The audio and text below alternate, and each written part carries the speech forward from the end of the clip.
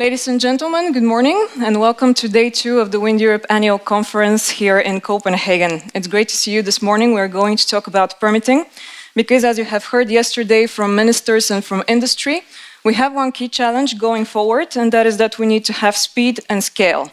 And all of this links back to permitting because we need to make sure that the wind volumes that are currently stuck in the permitting process somewhere in Europe get finally unlocked so that we can get the competitive renewable energy to end consumers, but that we also can get the manufacturing volumes back into the wind industry supply chain. So all of these topics we're going to discuss today with our distinguished colleagues who are here on our panels. And the beauty of this session is also that for the first time we're going to play a very big role and very big importance also on digitalization. And we have something very special at the end that we would like to present to you, so do make sure that you stay until the very end of the session. Without any further ado, I'm going now to ask the first panel of speakers to join me on stage. Let me present them to you. Katja Wunschel, CEO for Onshore Wind and Solar, Europe and Australia for RWE Renewables. Lukasz Kulinski, Head of the Renewables and Energy System Integration Unit at DG Energy of the European Commission. And Julie Zudhoff, who is the Chief Commercial Officer for Enercon. Colleagues, if you could please join me on stage.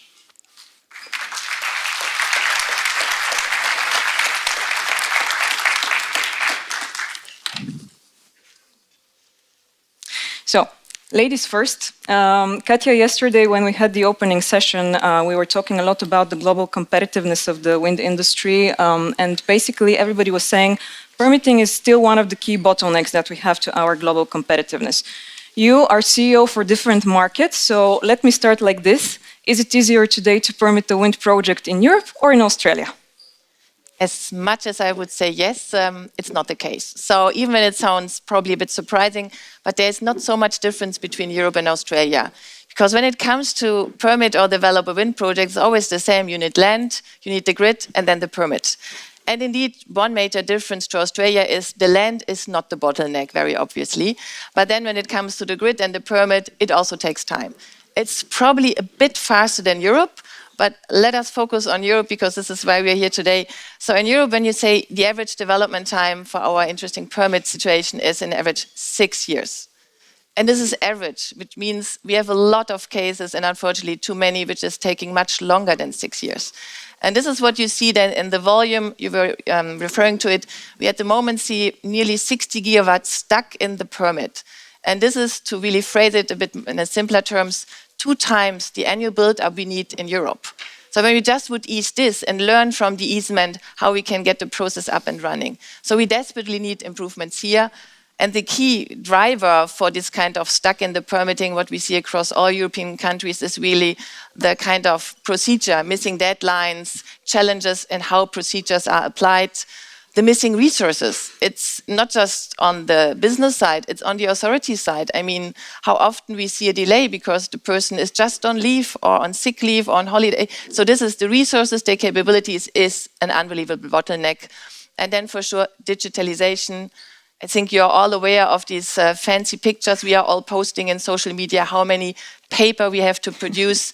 We always say 70 folders for, I think, 3 to 4 wind turbines in Germany, and this is representative for all countries nearly. So this is for sure not good for the environment, but for sure not for the people who has to read this all. So digitalization, and I'm really looking forward what we will learn in the following session. But let's be a bit more optimistic, yeah? I mean, there are already some positive movements and examples we see. We have some experience in exceptional cases where you get a permit seriously onshore in 2 years.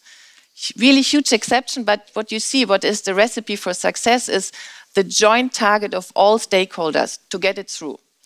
But unfortunately, this depends at the moment mainly on a kind of voluntarily situation that you need the stakeholders to go this path. And if you don't have this, you're ending up in this well-known 6+ years of development. So therefore, we are really looking forward to the RED III announcement, and when this kind of reality will come, this is a game changer, and this is where we say really we have to focus on the speed and the way of implementing that, this RED III approach, that we really can make a difference to the permitting. Thank you, Katja. Uli, I'm coming now to you because we're talking a lot about targets, and Katja said, okay, at the moment we have twice the annual wind installation that we need that is stuck in permitting. At the same time, the European Union has increased its renewable energy ambitions for 2030. The target is now 42.5%. Is that going to help manufacturers to actually get the volumes that they need for turbines in their factories? Yeah, at first, it's good to have that ambitious target, right? But we also have to acknowledge, as Katja was also saying, that we had very ambitious targets also in the past. So it's really important that we are serious about reaching those targets. And what is really killing us as a manufacturer is that we are thinking of a high target and we are only under complying, right? And that means if we're in under absorption right now, which we have as a manufacturer, but we know we're going to have an over absorption in 2 years, that's really difficult in terms of investment security, right? So it's really important that we are serious and that we also see action.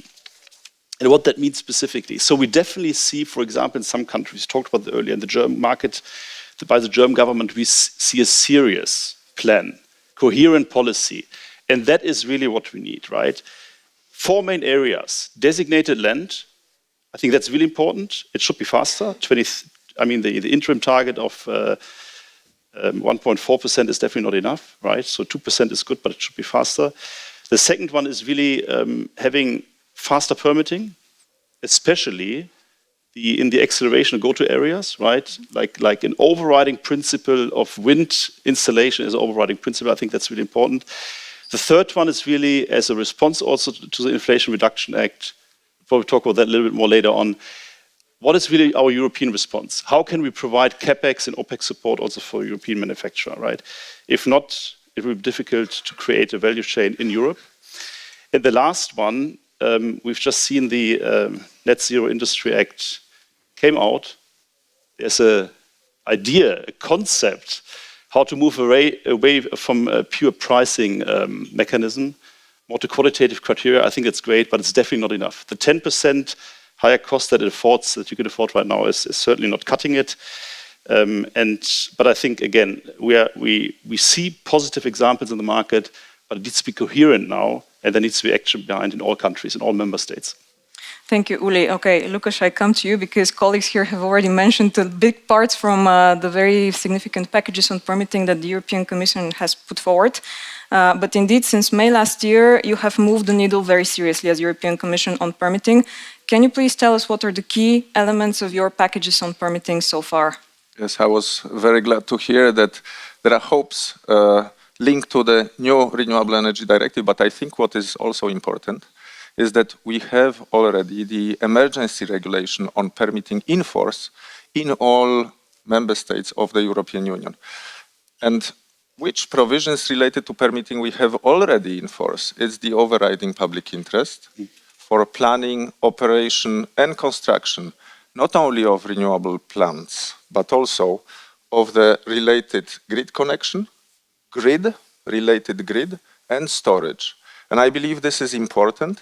That helps to give thumbs up to renewable projects when there is a conflict of public interest, in particular in the context of the environmental legislation. That, I think, decreases the uncertainty. But I want to say one thing very, very clearly. This is not environmental free ride for the projects. Obviously, there are conditions attached, and the projects need to fulfill these conditions. We heard a lot yesterday and in the morning session about the need to pursue the two objectives together.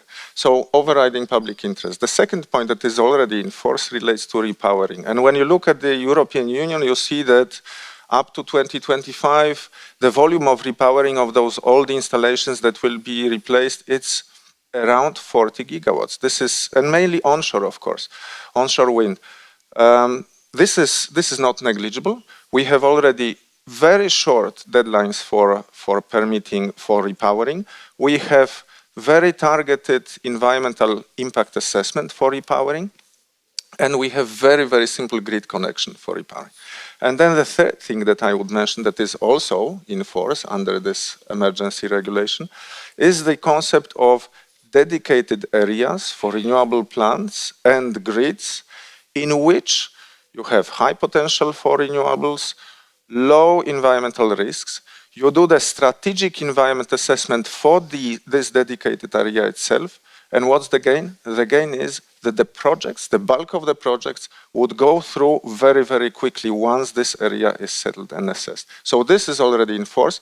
The Renewable Energy Directive goes much further because this is more structural solution. This is long-term solution. This is already provisionally agreed, but we need this legislation in force. We need this to be transposed into national legislation. But you will see there all these deadlines that we were talking about, 5, 6 years. That's the average. We have seen projects which take 10 years. All these deadlines will be cut. So when the directive is in force, basically for those dedicated areas, all the projects should be permitted within 1 year. Offshore, longer. These are complex projects. And then 2 years for all those areas that are not dedicated. Final point, let me make clear. We are not pushing renewables to dedicated areas and have no renewables outside. No, the renewables can develop everywhere where they can develop today. Thank you. Thank you, Lukáš. Katja, to follow up on what Lukáš was saying, and you already said it, the Renewable Energy Directive is kind of a game changer. Do you agree with the same structural elements that they're a game changer, or is there something else from your perspective that will really make your life easier as a project developer? I mean, I was smiling, Lukáš, when you summarized, because just listening, it's a kind of, it sounds too good to be true. I mean, this is probably the challenge. You came at the end to your conclusion that so far it's not existing, it's not implemented, and this is probably our challenge when you just look back the last decade. And just to rephrase, I mean, we are in 2023. We have 7 years ahead of us until 2030. Just by cutting down and how much preparation we need, we are under an extreme time pressure. But still, I think we had never, ever a better moment as in the last, let's say, years. And I think this is why we would really, we appreciate this kind of game changer of the RED III. And let me summarize when I just cherry pick what I like the most, which would really help to speed it up in real terms, is really that we now see in this RED III the first time a really clear procedure with very clear deadlines. And the deadlines were always our challenges. I always said to the team, it's always the first sentence which is great, and then you have a comma, and then it's getting less great. And this is the challenge. So we see some major improvements and movements in this right direction. And also when it comes to that we are looking to designated renewable areas, where you say correctly so, then the environmental impact assessment is not needed any longer, but still, for sure, it will be prepared beforehand that we are sticking to the right environmental guidelines. But this will be a game changer, that these designated areas can really then have a kind of fast permitting process, because a big bulk of the environmental assessments is missing or not needed. And then also the kind of, this is an interesting one, when the application is completed. We have some really interesting experience across different member states, how long it takes to get this completeness. So we have now a target of 30 and 45 days, depending on if you're in a designated area or outside. And when this is really applied in a strict way without any further feedback loops, that will be a game changer. And then also you were referring to the kind of 1 and 2 year when a permit will be finally granted. I can wait for it. It looks great. I mean, we have, I think, member states in Europe where you have already in law written 6 to 7 months. In reality is several years. So this is, again, this is important, how this will be implemented, how fast and how strict, how comprehensive, and that we really can just call all member states to be really strict here, because the RED III is providing a great starting point when the execution and implementation will be done. And we should also not forget, we need now the EU level, then the national level, and for onshore we need regional and local. Yeah, so there are a lot of important steps which bring some risk, but also some opportunities, where we will see who will take it really serious in the implementation and who is starting to find some watering and so ever. But I think we all appreciate this moment of truth. We have now the opportunity to really do a game changer with the RED III. We will come to the implementation in a second, but before we go there, I think Katja is also here hinting at the acceptance of this whole package, Lukas. And when we were working on this in Brussels, there was, of course, always a little bit of a concern by stakeholders that the huge expansion in renewables will actually impact other societal interests. So how have you reconciled this fear, in brackets, with your package? Well, first of all, a very quick reaction. Of course, the directive, before it enters into force, after it enters into force, it has to be implemented by the member states. And that, of course, is an open question. And like you said, many levels of governance are involved in it, but the deadlines in the directive are what they are. Just to tell you that why today it's long, because we have the deadline for part of the procedure, and then the other part of the procedure can take any time we want. Now we put the deadlines for the whole procedure. So we'll see, of course, where we get. But now on the reconciliation of different societal interests, when you look at the directive, of course, there is a lot of simplification for renewable projects, but we also look at, in particular, reconciliation with environment, and then I think this public acceptance, which is a precondition for getting all these volumes that we have. In short, the logic, what we try to do there at the European level, we try to take these challenges earlier, upfront. So first, you will have provisions related to planning for renewables. Today, the member states, they more or less know how many renewable volumes they want, but they don't know exactly where to put them. And then, of course, it means that the renewable projects go into all kinds of areas where the risk of conflicts is high. So more strategic planning. Then I mentioned already this designation of these dedicated areas. It has to be rather careful. You need to, as much as possible, avoid protected areas.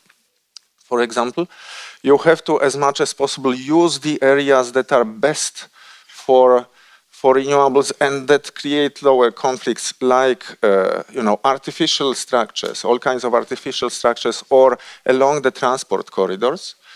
Then you do the strategic environment assessment. So I mentioned the lack of sometimes the exemption from the environmental impact assessment at the project level doesn't mean that you don't do any environmental assessment. You do it at the level when you designate this area. And then, of course, there are also provisions related to public acceptance, and then involving the local communities, the public in projects development, again, early on, and sharing the benefits. All kinds of benefits, not only financial benefits. There are already, obviously, examples of this, but information, benefit sharing, this is what you will see in the new provisions. Thank you, Lukas. Uli, I see that you want a reaction, but also to ask you a question. How is also wind turbine technology evolving in order to address all of these additional societal interests? Yeah, I come to that in a minute. Before that, I want to side with Lukas and also compliment him a little bit. So I think we can have great legislation, right? But at the end of the day, it really depends on the will, on the ambition level of the member state, of the government, and how that is trickling down. We see that, for example, in Germany. We think there's a serious ambition in the government, and we hear that probably later a little bit more in detail. But on the Länder, on the provincial level, in some countries, in some Länder, we don't see that same ambition level, and that makes a difference, trickling down to the permitting authorities, right? So it can be the best regulation on paper, but at the end of the day, it's also a matter of attitude. To your question in terms of biodiversity, so I think the first question is, what is really the objective of that, right? So if it's about natural habitat protection, bird protection, again, we have that great concept of acceleration areas, go-to areas, overriding principles, strategic environmental assessment, and then I think we can talk about population protection and also compensation. Yeah? And I think we really need to move into that direction, otherwise you will always have a bird that needs to be protected, and that doesn't really help us if we're serious about the build-out of renewable energy in the member states. But then on technology, yes, we have technology solutions. They're expensive, yeah, but they're available. We don't think that it would be the right decision to have them as a standard application, right? It is really, again, then the question, are we cost competitive again? And can we achieve that goal of energy independence innovation, and energy, and obviously also competitiveness of the technology, right? So if we're serious about build out, having those detectors, the radar or camera systems, will probably be not the right step as a standard. Yeah. Okay. On the national implementation, we will of course talk a little bit in more detail with the second panel, but just to finish off on the implementation, because it's key, Katja, back to you. So if there is one thing, one key change that every single government now needs to do to unlock the pipeline, what would it be? I would start from the top, overriding public interest, what Lukas was referring to. Indeed, it was in the Emergency Act included, but I think so far only 1/3 of the member state has implemented it. It's directly applicable. Yeah, right. Directly but we see in the reality some great improvements, again, I think in Germany, but not in all member states yet. So I think this needs to be much stricter. And then really, we should not underestimate when we have the RED 3, then hopefully finally implemented, the major workload will hit the team. So we need people, process, and tools. Yeah, this is then the operational level. We have then the right umbrella, the right framework, but we need to support the people. We need the people in the authority, at the grid, in the teams. We need the processes implemented, as it was then stated, and we need tools. Yeah? Only when we really work on the operational level, then it really becomes reality and we are not staying on a fictionary level. Okay, very good. Uli, back to you now. The member states are rewriting their 2030 climate and energy plans. What do you want them to write in the permitting chapter so that it helps the wind supply chain? Yeah, I mean, again, I think it's permitting on repowering. Lukas mentioned that that's certainly something we want to see faster. I think what is still missing, in addition to people, processes and tools, and I agree with that, what Katja was saying, I think it's also about being more creative on the people's side. Yeah. So why do we really? Is it really the right decision to follow only the strict legal appeal procedure, or is there room for clearing houses, for clearing boards, to have really like a mediation process that could speed up the whole process, right? And then the last point is really, whatever you want to call it, lighthouse projects or acceleration areas, go-to areas, we need to dedicate or have some stronger commitment also of the countries to implement that. And then in those areas, we can be fast. Yeah, and that is really tangible and where I can see we could really speed up. Thanks a lot. And then, Lukas, just to come back again from the European Commission side, what are your next steps in engaging the national governments in faster implementation? Because the emergency regulation, as you said, is with immediate effect, but then the Renewables Directive will have at least some years now for transposition. How are you going to motivate the member states to work faster? Indeed. The emergency regulation, the overriding public interest, is in force. It's already in force. But what are we going to do? And we already started to do it. We work with the member states on implementing what can be implemented before it enters into force, because many things can be already done now. We have the expert groups, we have the fora for exchanging the best practice, because the 10 years that I mentioned is the length in one member state, but in other member states, the same thing can be done in 5 member states. So in 5 years, sorry. So we can exchange the best practice. We provide technical support for reforms, and this obviously includes not only knowledge, expertise, and not from the Commission, but from those who know how to implement the projects, but we also provide funding. And this is important. This funding is not only for the projects themselves, but I fully agree with the point, without adequate staffing and without adequate skilling in the permitting authorities at all levels, national levels down to the local level, we will continue to see the bottleneck. And the European money can be used in order to address this problem. And then finally, I would mention this political momentum that we heard yesterday about shortening the permitting. I think we need to use this political momentum. We have seen in the European Council, among the leaders, clear message: cut down and simplify permitting. And this is what I hope all the member states together with us will be doing. Thank you, Lukas, and thanks to all 3 of you for actually warming up this session for us. Unfortunately, the time is up for this mini panel, but if I'm to just give it a very quick summary here, in the difference of previous years, we now have an optimism in the room about permitting, because we have very good rules, but everything will hinge on implementation, right? Everything will hinge on implementation at the member state level. We need to work across with different stakeholders to make it happen so that we can finally unlock the volumes. And in the European year of skills, we need to upbeef staffing, we need to skill people so that we can also get the necessary permits and so that companies can also make sure that the projects go ahead. I would like to please ask you to give a round of applause to our speakers. Many thanks. And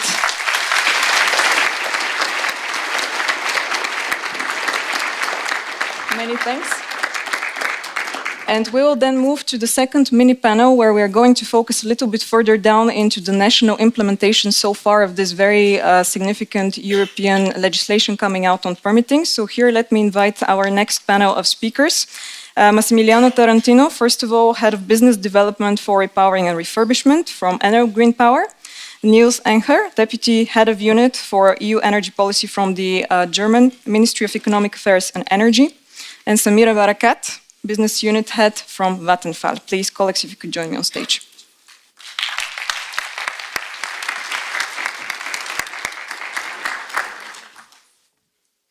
Okay.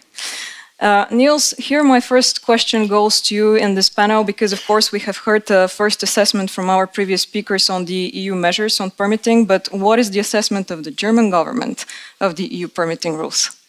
Thank you very much, and thanks for having me here today. I see there's a large interest. You see that from this side better than from sitting in the row.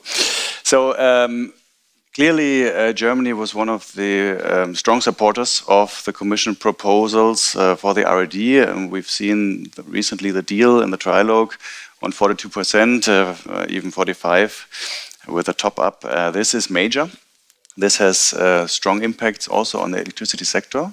We have to see which share of the electricity goes to the entire target. And if you translate that, you translate the 42% on the EU level to electricity, you come up to 60, 70%.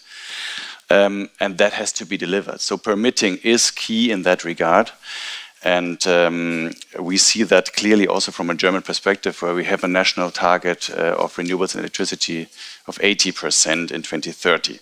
So what is key in the EU rules? First of all, as Lukas has said, the emergency regulation is for us the key instrument now for the coming years to accelerate.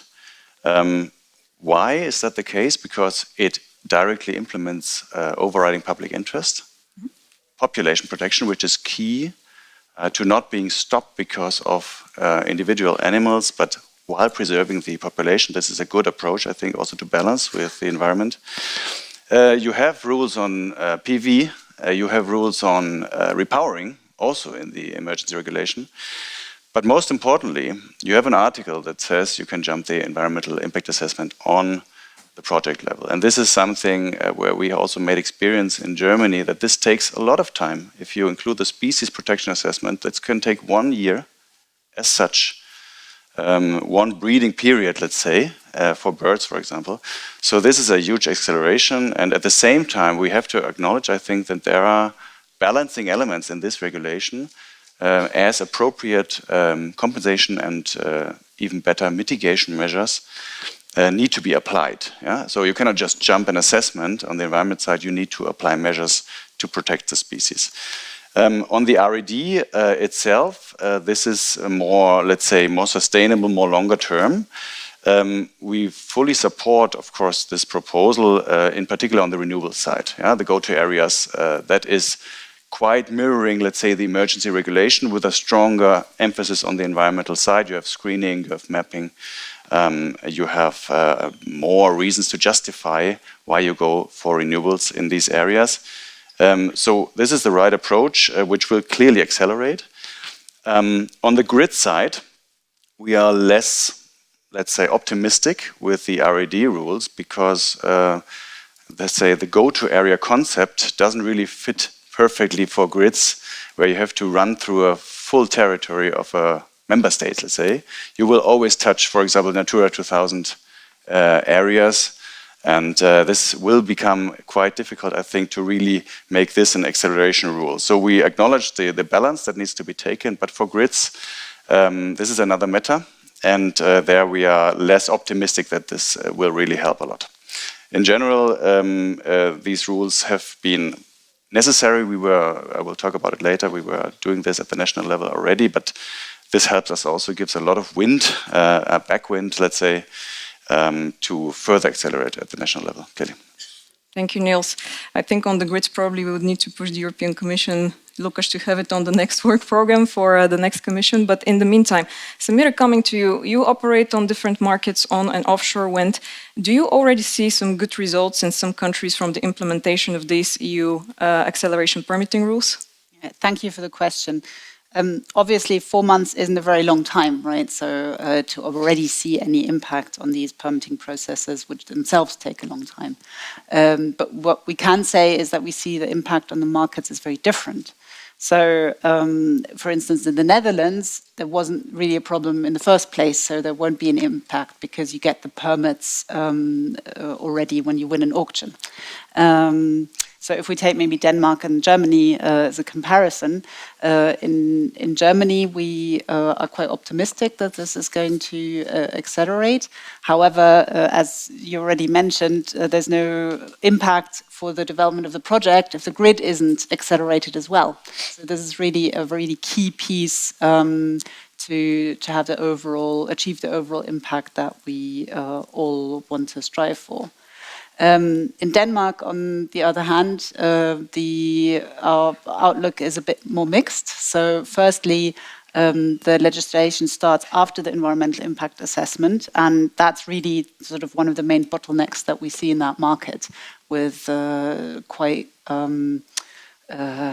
lengthy process of questions and answers with the authorities, and so we're a bit skeptical that the impact's going to be so positive there. However, overall, we're really glad that now the overriding public interest, visibility on permitting times, and sort of the population-based approach, which was also mentioned, that this is the strategy that we're implementing, because overall that's going to make things a lot easier, we hope. Thank you for that. Now moving a little bit to Southern Europe, Massimiliano, has anything changed in Italy on permitting in the last 1 year? Yes, it has changed. Well, the master regulation is in place since 2004 in Italy, but in the last 3 years the change have been a lot in the law. Something has improved. For example, now we have the environmental impact assessment in charge of the Ministry of Environment for wind farms above 30 megawatt. So trying to overcome delaying attitudes of the local authorities. And for example, we have a special commission for the environmental impact assessment for national recovery and resiliency plan projects. And this is helping a lot to get the environmental permitting. We have, in case of deadlock between ministries, we have, for example, the possibility to go to the presidency of the Council of the Ministries, and this obliges the regional authorities to give the permitting in case it is approved by the presidency. And we have some special fast track for some particular industrial areas. So things have changed, but there are still a lot of things missing. For example, the go-to areas have not been defined yet. This should have been defined in June 2022. We still have problems with the local regional authorities, that they have to give the final permitting after the environmental permitting, which is at national level. The regional authorities have to give, and they are either delaying or denying it without any reason. So what we see is a sort of mismatch between the national regulation, which is in place, and the political ambition at regional and local level to foster renewables and to give the permits and to deploy the project. So we see that only 10% of the wind projects get to the final permitting.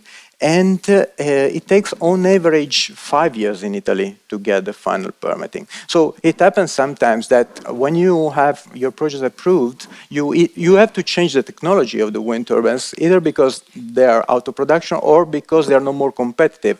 And you have to go for a change in the permitting, and we don't have the law in place for the non-substantial changes. So it happens that this is very discretionary, and if you apply for a non-substantial change and it is not substantial, it's madness, because you have to start again for the permitting. So there are good things, yes, but still a lot of job to do. Indeed, we have a lot of work to do on this. And just to go back on the national implementation in more concrete terms, Niels, back to you. What key elements of regulatory changes in terms of accelerating permitting will the German government now take forward? So, as I said, I think we can use a lot the emergency regulation. We will do that clearly for grids. Yeah, so we need to be quick, because all projects that have started the permitting process can use the full set of acceleration measures in the entire, let's say, procedure. So that is key. The second thing, which is key in the implementation for us, is that already designated areas at the national level can be declared as go-to areas. So if we have declared areas, which is the case in Germany, we call them also acceleration areas for wind, for example, for wind onshore, then we can use the measures of the go-to areas, shorter deadlines, for example, and so on, approval fiction. So that is the first thing, implementation. At the same time, there are national measures that accompany or complement the EU rules. And that is, for example, the overriding public interest. I mentioned that was established already in 2022, and the population protection element. But also there's just recently an emission law, it is called. There we have all the permitting pooled in this law. And there the deadlines for approving wind onshore projects were cut to 7 months. And to 9 months for complicated projects. So that is really, really short and a major step forward. Now also we shouldn't forget about transporting the components of wind farms to shore or to the place where they're located. So the transport element, road transport permitting, is really a concern that we have currently. And we're working on that to accelerate procedures there as well. And in general, I think an important element is to look at repowering as well. We have a strong backload, let's say, of existing installations that need repowering, more than 5 gigawatt currently. And we need to repower that quickly in order to catch up. Now, this is onshore, but also we should look at offshore and the grid connections that apply to that. In the offshore wind law that was adopted also last year, there's a bundling of environmental impact assessments, so that you don't have several environmental assessments for specific elements, nature protection, animal protection, or fishery, etc., but you have one. So this is one. The second is important, that the grid connection that is linked to the wind farm offshore, once let's say the area where the wind farm is located is approved in the Maritime Spatial Plan, immediately the grid connection can be tendered. So there's no sequential but a parallel tendering of grid connections in the Maritime Spatial Plan. Then there's the concept of a project manager, we call it. You have experienced staff that is sent to the authorities, to the permitting authorities, to help to look and consult. And the last element for offshore is that also the grid connections are declared as being in the overriding public interest. That was also a major step forward.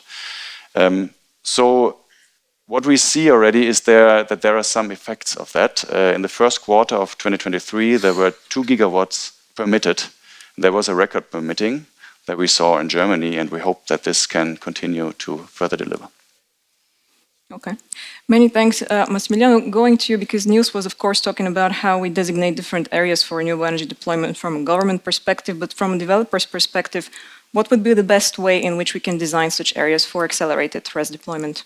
Yeah, suitable areas should be identified as large as possible, because in some countries we are already witnessing to some distortion or we should allow to develop renewable projects not only in the go-to areas which are exactly dimensioned for reaching the rest target. We should have as much as possible the possibility to develop renewable projects.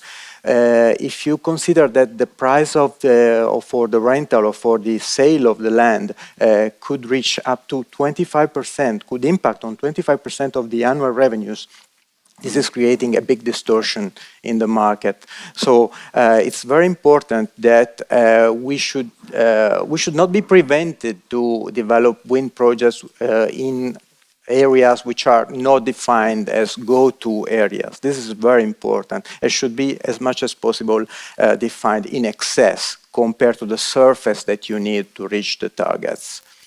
Okay.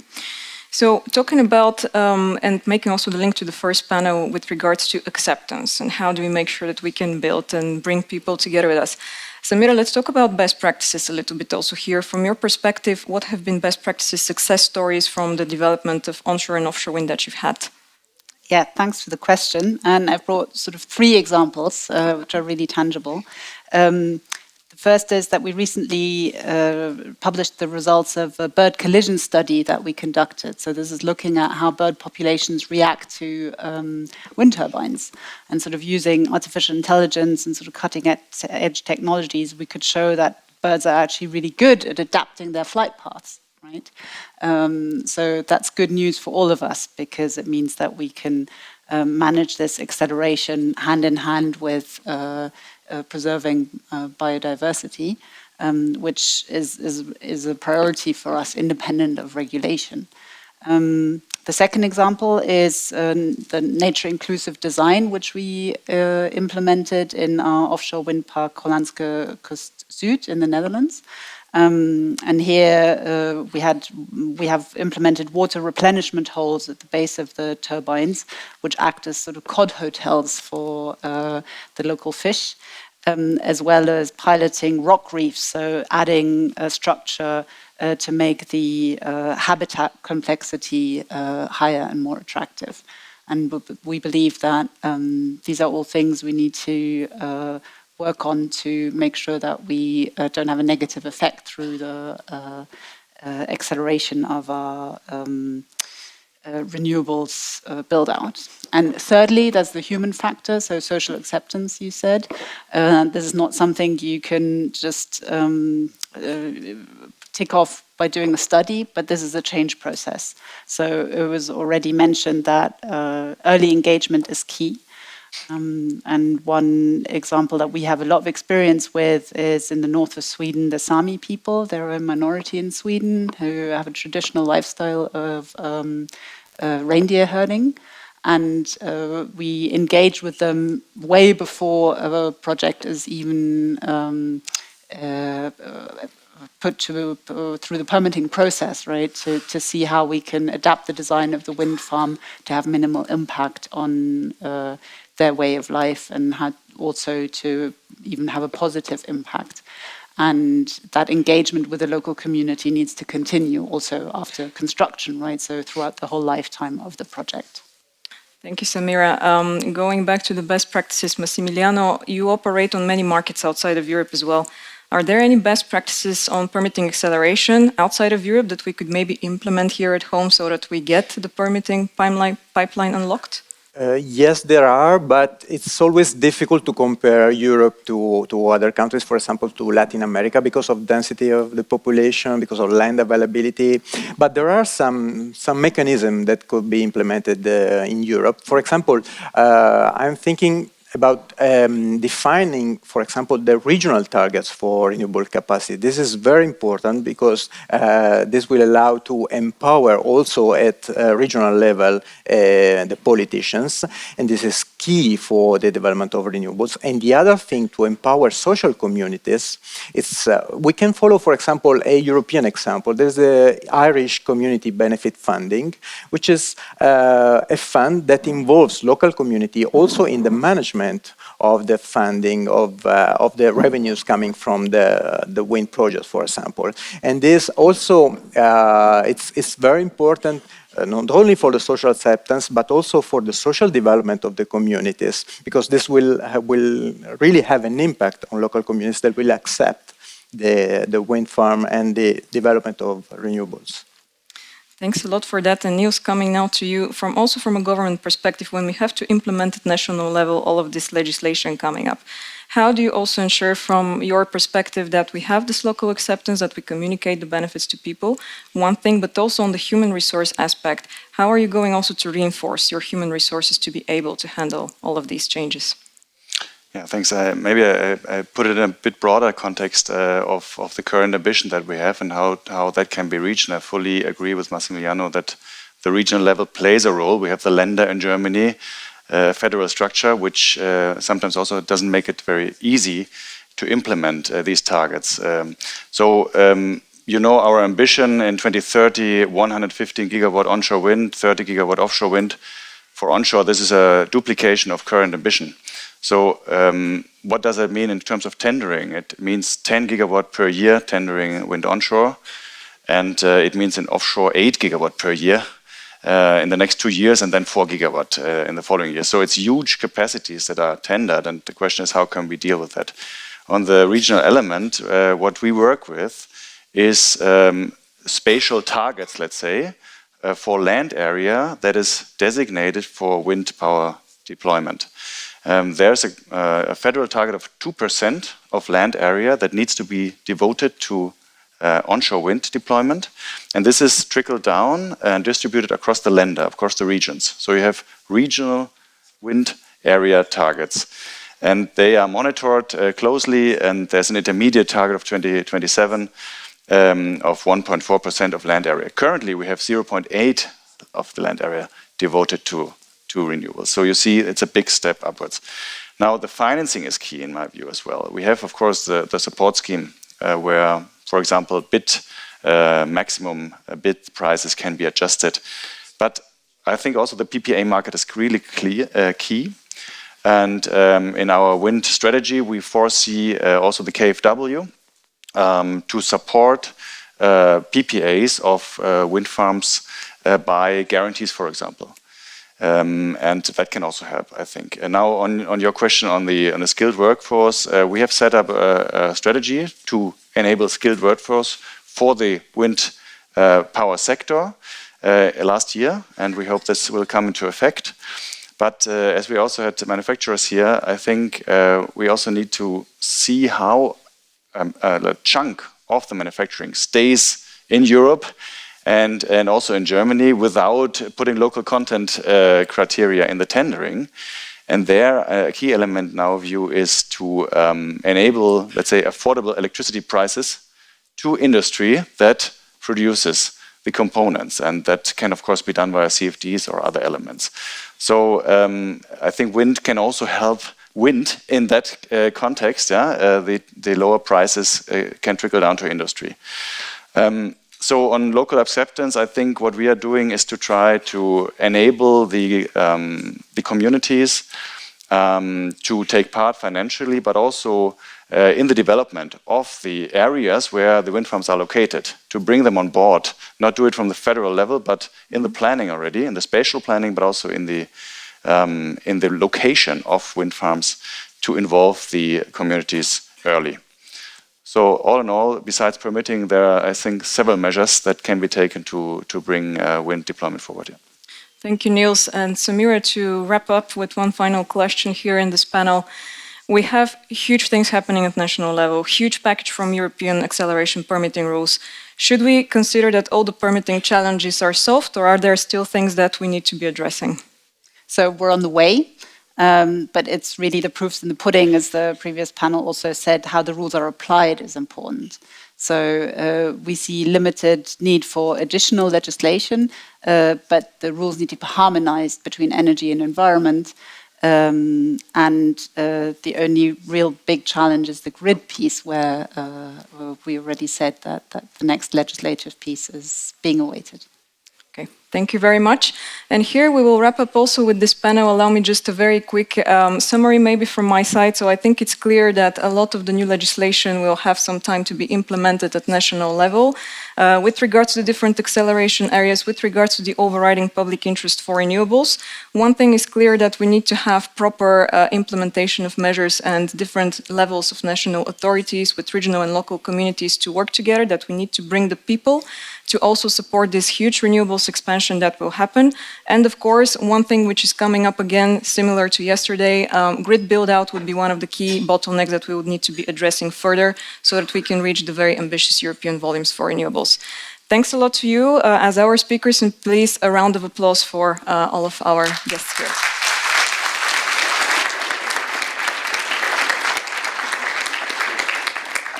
And so now we're going to switch gears in the session. We talked about the rules. Now we're going to talk about the tools. The new European Renewable Energy Directive to 2030 is saying that national governments need to digitalize the permitting process within 2 years. How are we going to do it? This is what our next panel will discuss. And now I'm handing over moderation to Carol Jan from Amazon Web Services. Carol, take it over.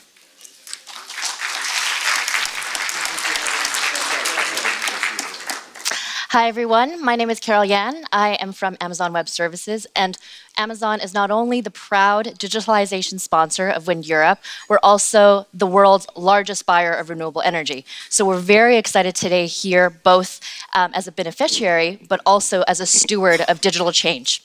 So today we're going to break out the session into two components. First, I'm going to invite some esteemed panelists to help set the context of why digitalization is so critical and can bring together the harmonization of energy, environment, and implement change for the entire industry.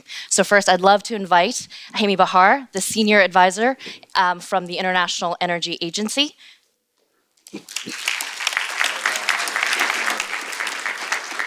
Mihail Kaczorowski, from the CEO of Ambience, who works on permitting and environmental permitting every single day. As well as Morten Dyrholm from Vestas. So gentlemen, shall we dive right in?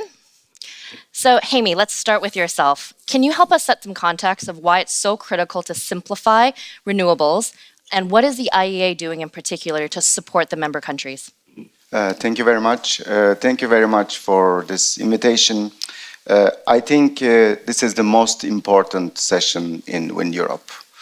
And not that we are here, but I'll explain why. A few years ago, in multiple conferences that I attended, the session on permitting either was not there or was attended by only few people.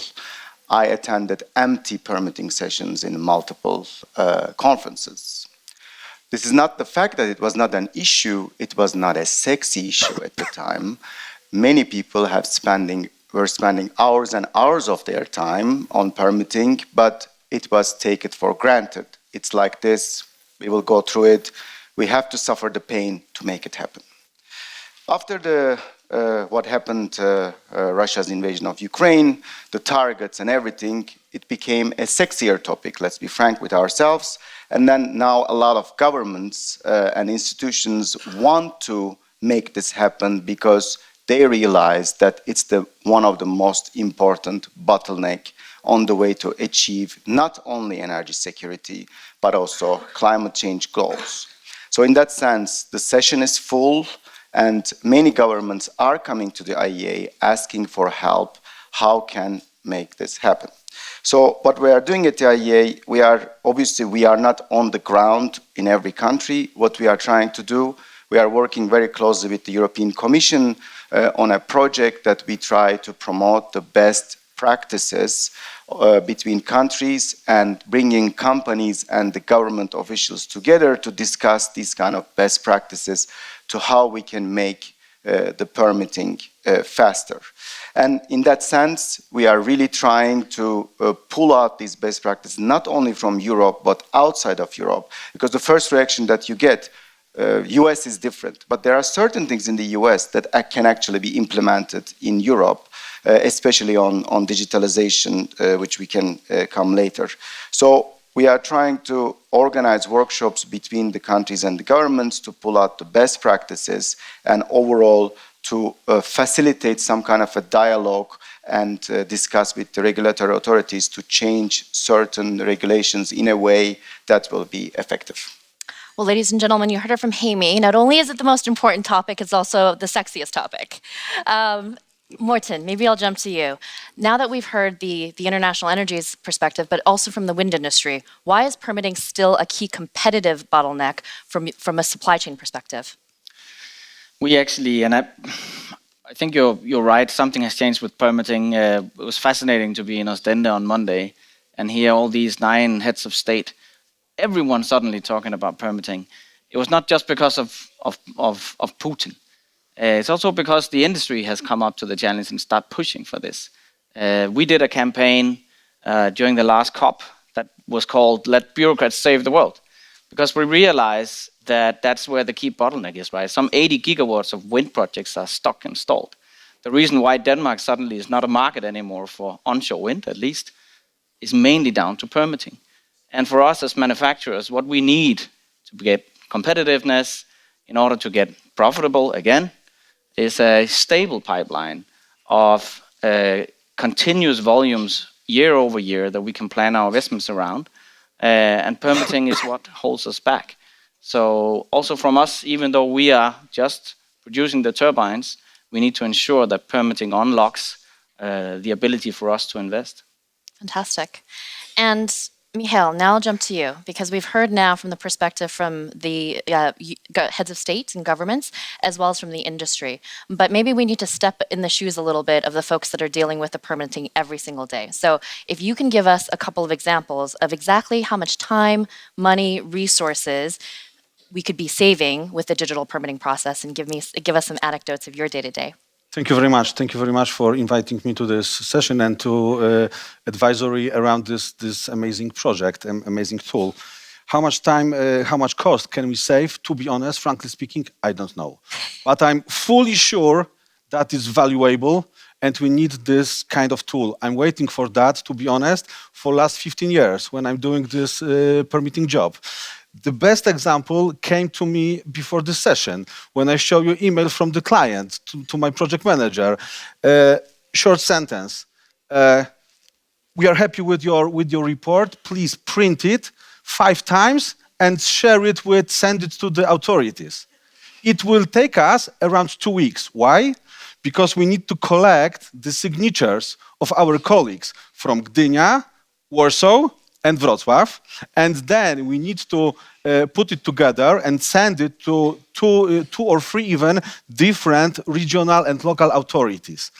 Then they will print their answer to us and share it with us, and then we will, and blah, blah, blah, blah, blah. We can all do this together via some internet tool, via tool which can speed up this process, and we can make it easier, faster, quicker, and what is also very, very important, more comfortable. So for sure we can find money savings and time savings and bad emotions and stress savings because it will be for sure easier. Fantastic. And I love what you said around stress and people and making sure that we have all the tools available already. Why aren't we implementing them to make their jobs easier and help them save time? Exactly. Haimi, I'm going to jump back to you. I'd love to get your take on how the IEA can help raise awareness of the benefits that a digital permitting solution can bring to the various national governments when they're working towards their decarbonization goals. There are multiple ways of doing this, but first of all, I think if you talk about digitalization, this printing is a very, very good example. I think there are hundreds and sometimes thousands of documents for a single project that needs to be moved around the organizations. I'm not talking about the cost of this, but also the time to move these papers around and doing the signatures and stuff, which takes forever. I myself worked a 15 years ago, I saw those papers, and I saw 2 years ago from a developer, and nothing has changed that much in terms of the volumes that you have to put together. So one important part that I'd like to mention, and we revised our renewable energy forecast based on permitting improvements. A good example here is Germany. They really changed a lot of the things that were the bottlenecks, which lead into our revision of the forecast. But the key is obviously the implementation. And when we are setting the targets for capacity, 10 gigawatt, 8 gigawatt auctions, we are not setting KPIs or targets for permitting, or we are not setting KPI or targets for environmental assessment. And I think one point of improvement could be first to increase the transparency, saying that, okay, as a government, we are permitting this project at this pace. We are hearing from the industrial examples how much it takes to permit. But I'm calling to the governments to announce transparently how long did it take for the permitting, what is the average timeline, and a new target of the timeline that they will be targeting. I think this will be a great improvement in terms of pushing things forward. Because setting the 10 gigawatt target is easy, doing the auction is a bit more difficult. I know that permitting timeline target is challenging in terms of transparency and stuff, but we have to do it in order to assess ourselves whether we reduce them or not. I'll say that's the first step. The second one is the role of digitalization to improve society. Because we are talking about fair transitions. We are talking about that society and communities have to be part of this. And in order to do that, we need tools. And these tools and digitalization will be extremely happy. Now people are asking ChatGPT the question, what happens if the permitting goes wrong in my community? If the wind project will kill all the animals and stuff. We are in this era, and all the companies are assessing their tools based on this. And I think permitting should come to that point as well. And I'm not asking to come to that point, maybe 10 years before, just to digitalize everything, to be able to share the information with the people so that they can know what's going on in their communities and in the project, transparently again. Absolutely. And I think what's interesting is transparency is something that we've heard from every single speaker around every single stakeholder. So it's not just benefiting the governments, but everyone across the value chain. Martin, I'm going to come back to you. And I'd love for you to give your take on how implementing, so now we're going to imagine a few years down the line, implementing a digital permitting solution will impact your business as a manufacturer. It will make a huge difference because it will give us data in terms of the volumes that is coming that is much more accessible. We are planning in the dark in Europe, to be honest. And that is one of the reasons why investments are being held back. A fully digitized system will also give us as investors a chance to get a better overview of where and when we have to invest to meet the volumes. So from that perspective, it will be a tremendous difference for Europe and for keeping jobs and investments in Europe. I wonder how Germany did 2 LNG gas terminals in 7 months. I wonder how the permitting was done for that when it takes 5 to 7 years for renewables. There must be something that the fossil fuel sector and the fossil fuel assets can do better than we apparently can here in the renewable sector. And something tells me that the impetus for building speedy fossil fuel infrastructure is something that politicians take a little bit more serious than renewables. And I think we have to fight really hard to turn that around. They don't call this a TV debate for nothing. It's a great perspective. Michael, love to get your take then on the scope, because you work on this day to day. What should the scope of a digital permitting process look like? Where does the end-to-end start and stop? Very interesting question, and I want to also refer to the Morten. You will also have the information not only about the volumes, but you will have the information about the specific models, because sometimes for us working on permitting, it's like science fiction work. We are trying to guess what type of turbines can be in future in next 7, 8, 9 even years, and we are trying to guess we are trying to guess size of the rotor or hub height or even noise volumes. So we will have a clear situation when the process will be faster. So we can work answering your question. We can work from the very early beginning using this kind of tool, from the very scratch of the greenfield, from the site assessment and micrositing, creating the preliminary layouts. And at the end of the day, the final point is not getting the building permit. It's not getting the permit of use. But it's also a tool which can be very useful during the operational phase, when we can jump into the archive steps, milestones. For example, working with the authorities on the mitigation measures and minimalization of the impacts. But it's also very important that the benefit of the beneficial stakeholder around this process can be also financial institutions, because due diligence process, in my opinion, could be very faster and more quicker and more clear. Working in the virtual data rooms, having this kind of tool for sure could be faster and easier. What's holding you back, Mikael? Let's get going. This sounds fantastic.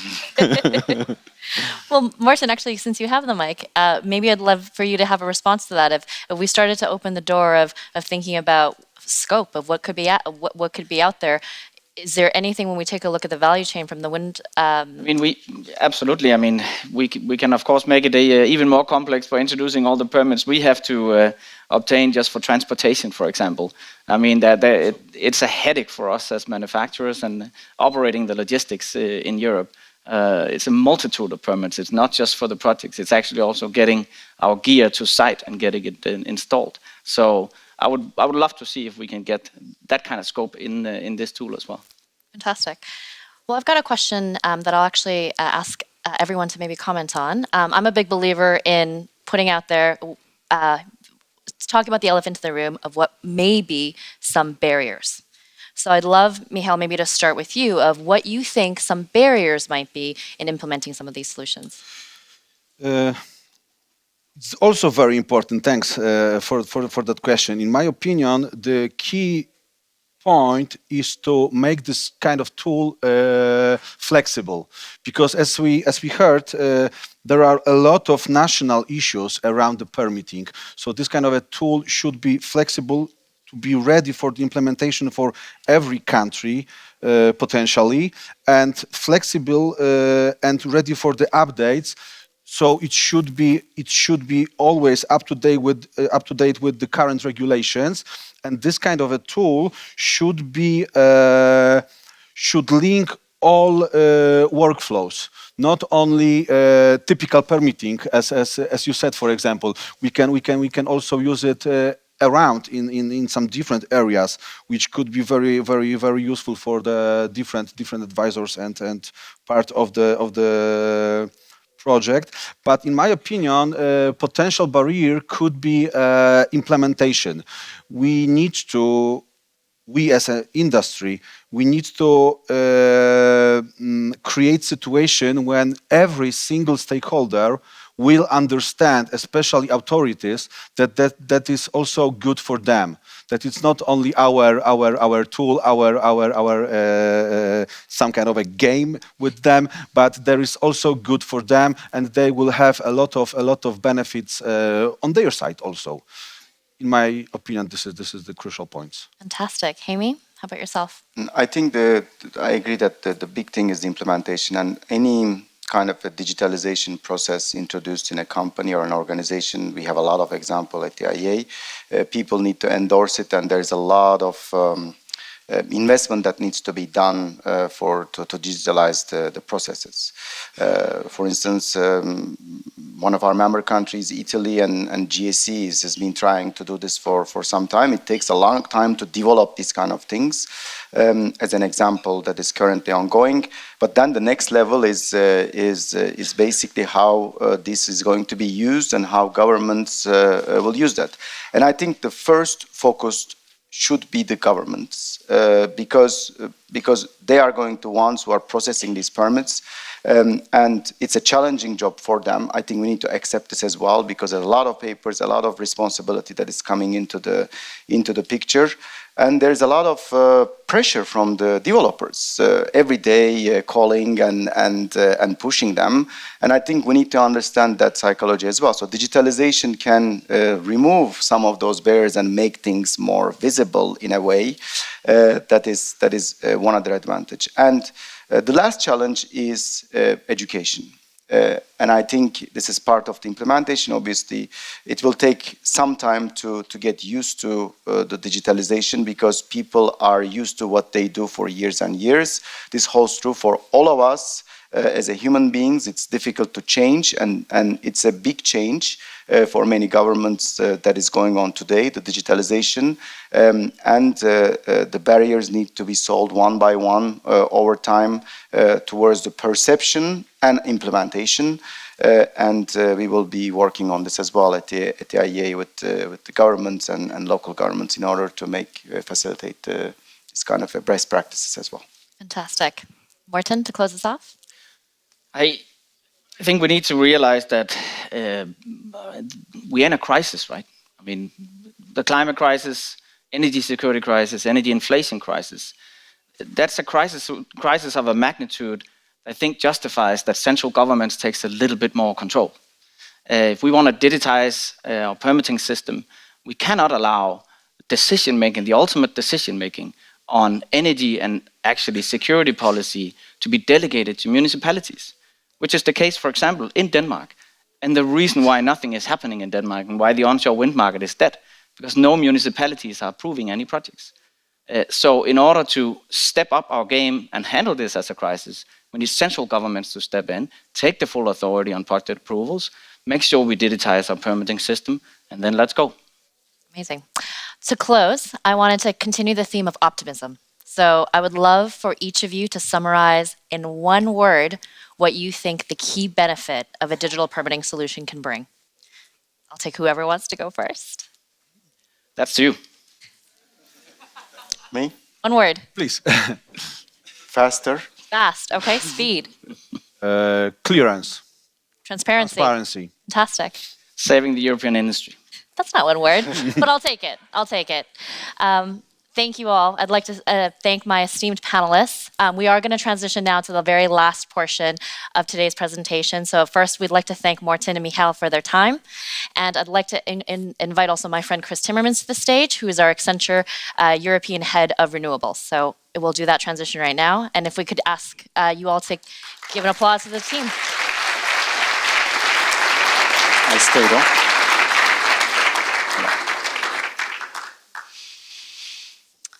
All right. Waiting for the screen to change.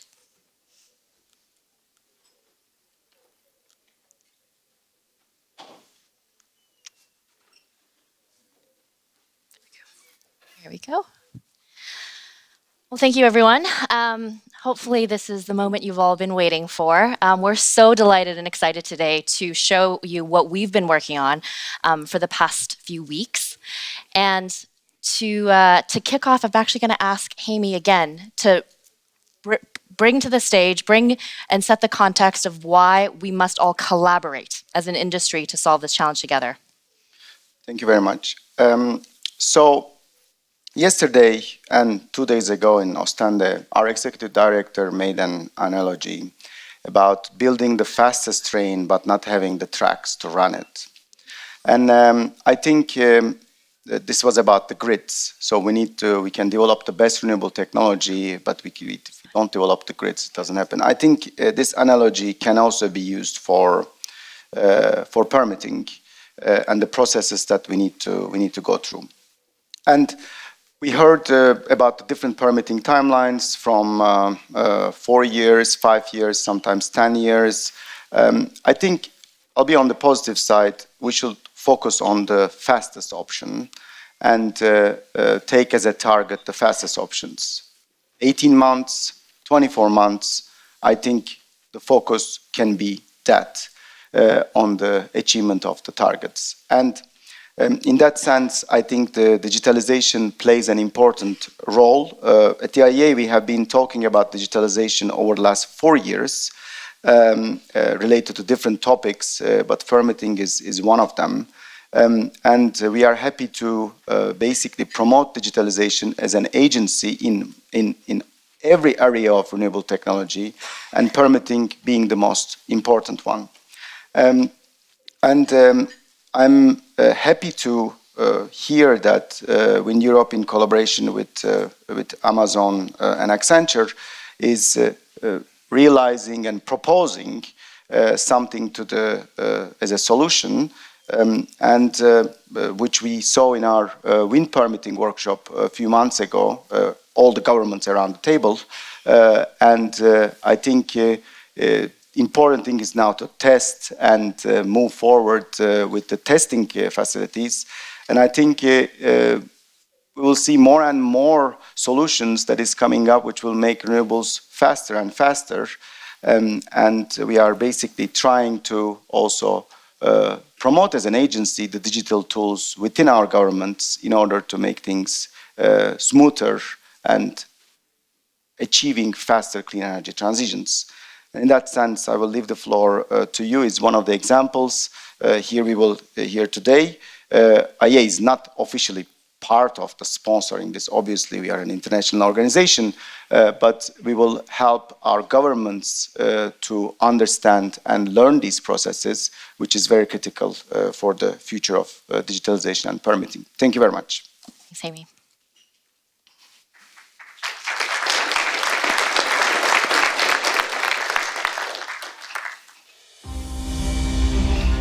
To meet the European Union's climate and energy security goals, the EU needs to build an average of 31 gigawatts of renewable energy every year until 2030. Today, we are only at 16. To achieve this huge ambition, European member states will need to transform and simplify the permitting process and bring innovation to scale from new partners. Introducing a new digital permitting solution. The goal of the solution is to reduce permit processing time, increase accuracy of permit applications, and provide end-to-end visibility. We want to cut down the permitting process from 10 years to 2, and usher in a new way to drive efficiency and transparency for all stakeholders, the permit agents, the wind farm developers, and the local communities. WindEurope, AWS, and Accenture collaborated together to bring new ways to solve for an age-old industry challenge. We used Amazon's working backwards methodology, which is Amazon's process of discovery and invention that delivers customer delight. We do not start with a technology or solution in mind, but start with deeply understanding the end user and their needs. We spent hundreds of hours analyzing the pain points and challenges of the permit agents from different EU member states. We know that today's tools and digital solutions can significantly reduce the workload, effort, and time to handle all future renewable infrastructure projects. Collaboration is essential for digital permit innovation, and we're excited to leverage the strengths of different organizations to drive breakthrough innovations to achieve the European Union's climate goals. Together, we can tackle wind energy's biggest challenge. Together, we can build a greener future faster.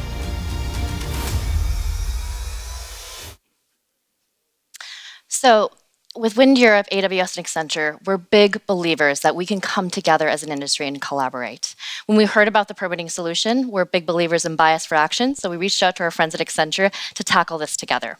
In a matter of, first we spent hundreds of hours with our permitting agents, deeply understanding and putting ourselves in the shoes of the folks that have to work with permits every single day. And today, although I know many of you may not be a permit agent in your day job, we're asking you to step into those shoes to really understand the value this will bring to the permitting process. There are some key challenges we're going to be talking about today. The first is information management. The second is all around efficient collaboration. And the third is process transparency. So Chris, shall we take them one by one? Let's do that. So if we start with information management. So on the one hand, there is the sheer size of permit applications, and we heard about that. Hundreds to thousands of pages that we need to work through. You can fill the room with the documents that need to be completed there. And often those things are happening manually. So getting the input and having to actually process it manually into desktops and systems, which is a lot of time being wasted. On the other hand, there's also the way that the information is being gathered. So information is coming in different files, different formats, also in different channels. I think all of us in our projects that we do, we want to know what's coming, when it is coming, and avoid any late surprises. That's why this is a lot of frustration for permitting agents and involves stakeholders. So let's talk about how we solve that, Carol. Why don't I show you, Chris? So why don't we go to the most important website of this week, and we're going to log in to Easy Permits. So while we're logging in, there's a few design principles that I wanted to talk about. First, you can see that it's web-based, which means that it is highly accessible. The second, from a data privacy and security perspective, we at AWS have built the world's most secure cloud infrastructure. Our cloud infrastructure handles requirements from military, healthcare, as well as government. And what that means in practice for the local governments is the ability to control exactly who has access and what access they've got.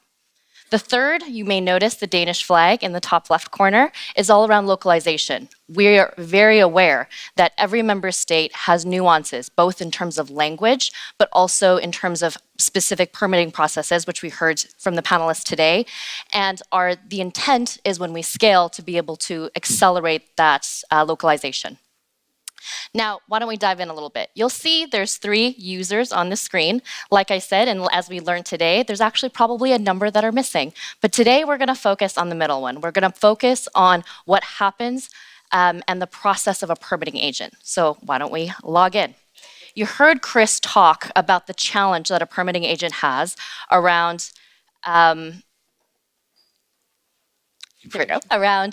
information management and being able to understand all of the different files and formats that they get in all different formats.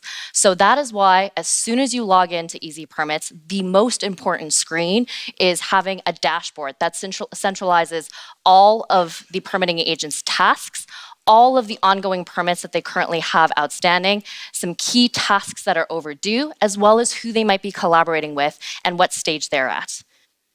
What's next on the pain point, Chris? So the next one is collaboration.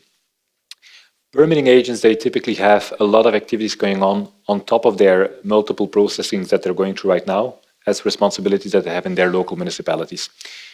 So on top of that, they actually, and you heard it quite well in the example that Michelle gave, which is unfortunately a reality, sometimes up to 80 public bodies are being involved when information is being exchanged and needing to collaborate between permitting agents and counterparts. Not only for them, also project developers actually have to work with different public agencies when they are getting the input required for a permit on a particular project. This is creating a lot of frustration again for permitting agents and sometimes project developers. So let's also show how we solve that. Absolutely, Chris. So we're going to go back to the home screen, the dashboard screen, and we're going to dive in a little bit. So what I'm going to do is we're going to dive in and take a look at some of the projects. And it looks like, oh, one of them is delayed. So why don't we click into that and understand what's going on there? As Chris said, one of the key challenges a permitting agent has is being able to liaise with all of the various bodies that he has to work with to get environmental assessment reports, to get approvals. We heard Michael talk about running around with paperwork that needs to be signed. In this permit application, we've centralized all of that. So it's a central repository where on one hand, all of the documents are in one place that all the right stakeholders can access at any time. And on the right, you can see that there are tasks that we can understand who is assigned to them and what stage they're at. And so this holds everyone accountable to a shared goal. Further below, you can also see that there are some key activities and interaction that the permitting agent can have with various other bodies, and they can respond in real time and collaborate on the same document. And then to the right, we've got some KPIs and some risks. So at any given time, not only with the permitting agent, but also related stakeholders can see what progress, what state of the process you're in, and understand what is the next step and how to progress. What's next on our pain point that we're solving? So the third pain point is process transparency. And I think the previous panelists lined it up quite well for us. We talked about, or I think Morten was talking about being in the dark. So let's look at what we mean with transparency. So for a permitting agent, transparency is all about having one single view on where he is in the project activities, what are the activities needing to be done, who is he or she collaborating with, and what are the bottlenecks that need to be solved quickly.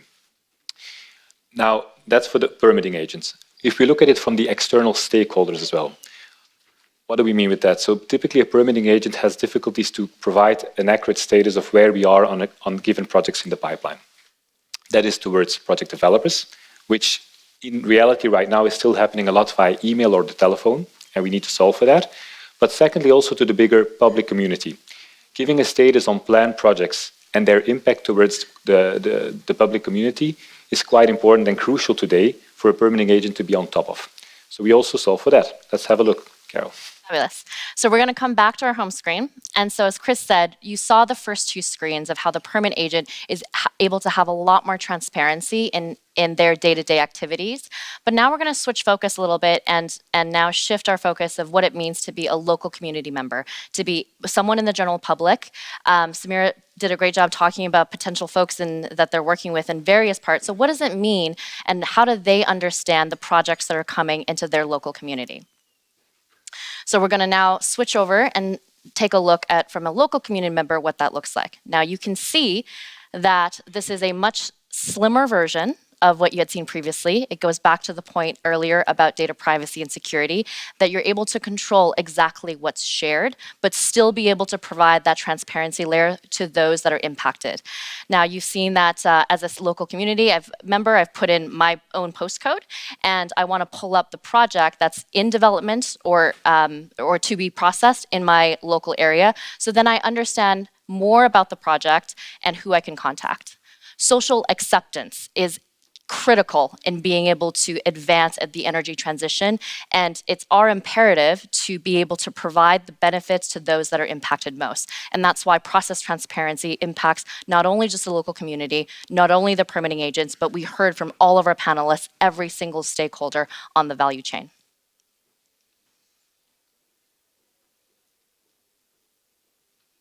We are also going to dig a little bit deeper and see that the local community can now actually go into some frequently asked questions around processing and understanding some key questions that are the typical things we hear every single time a new project is commissioned. And we want to make that information accessible and easy to access so that it can foster a very healthy conversation around what the impact of a farm, and hear both the challenges but also the positivities that a wind farm can bring to the local community. We've shared today some design principles. Some others that we are already in design and thinking about is all around accessibility. So making sure that this tool is available in any device in any operating system. Extensibility, which means that this infrastructure will scale depending on if we need to implement to existing databases that are out there, and making sure we have interoperability. And you may have also seen a few features through implementing some AI functionality. So the idea of how do we take technology that already exists today, that we're using in our home life, and using things like natural language search, as well as document transcription and understanding to really help ease the pain for our permitting agents. So in conclusion, we are confident, even more so having listened to the three panel discussions today, that we now started on a path with easy permits that will actually solve one of the biggest challenges that we have right now in this industry to get to speed and to scalability. We are also seeing, and this is the best thing, is that actually this is just the start, because while solving for information management, collaboration, and transparency for the different project stakeholders and involved profiles, we are also seeing that this is just the beginning. We talked about that a bit as well. So in our collaborative approach between AWS and Accenture on digital solutioning, what Carol was also explaining just before, we are all about basically thinking big, then scaling, starting small and then scaling from there onwards. Our teams have actually just come together at the end of January, and in a matter of 12 weeks, we have built this solution and it's ready for implementation right now. We did this actually leveraging our growth path that we have together and working very closely together with the colleagues at the IEA and the World Economic Forum. I think what you've seen right now is an idea that is turned into reality, and we did that using rapid prototyping and also using agile principles. Absolutely. It truly has been a very collaborative process and a fantastic one. But there is one individual who's kindly joined us in the room today that we wanted to spend a minute and thank. You heard us talk about working backwards. And for us at Amazon, it means starting with the end user, and in this case, a permitting agent, working backwards, deeply understanding their pain points and solving for them. We have today in the audience Jakob Hasselgreen from the Vesthimmerlands Kommune, who has been with us through the entire journey. He has been there since the very first workshop, and he's given his precious time to do iterative design reviews every single week. So we are confident that what we're showing to you today does solve the pain points of all permitting agents in the local municipalities. We've also tested this with other municipalities in the EU member states, in Poland, as well as in Italy and in Spain. And we're confident that the pain points, although nuanced, are all consistent and can be scaled. So Jakob, could we actually ask you to stand up for a minute, and can everybody give a big round of applause?